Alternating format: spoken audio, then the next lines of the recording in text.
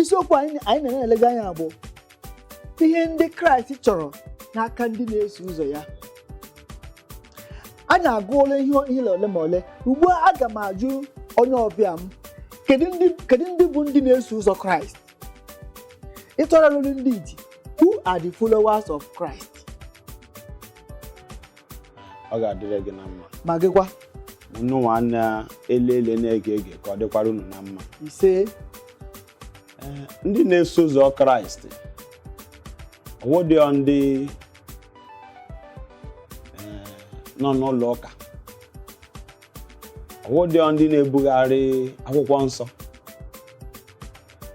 ọwụ ndị a na-anabata na Kraịst na ndụ ha, na-emekwa n'omume mkparamagwa Kraịst. Ndị mbụ Kraịst kpọkọrọ a na-akpọ his disciples, ndị na-eso ụzọ ya. ndị na-eso ụzọ ya.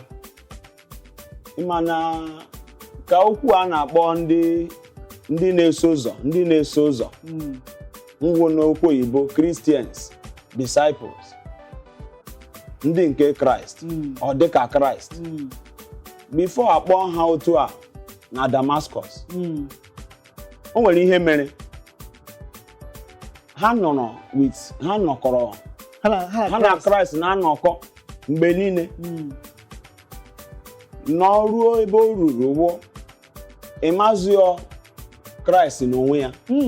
Ịmara onye wu Peter, ịmara onye wu James, ịmara onye wu Luke. Gịnị kpatara ya? Ha nọrọ bịa nwee omume Kraịst, okwu ọnụ Kraịst, akparamagwa Kraịst, iyi uwe Kraịst, ha wee dekọ n'ọnụ tupu Kraịst anwụọ.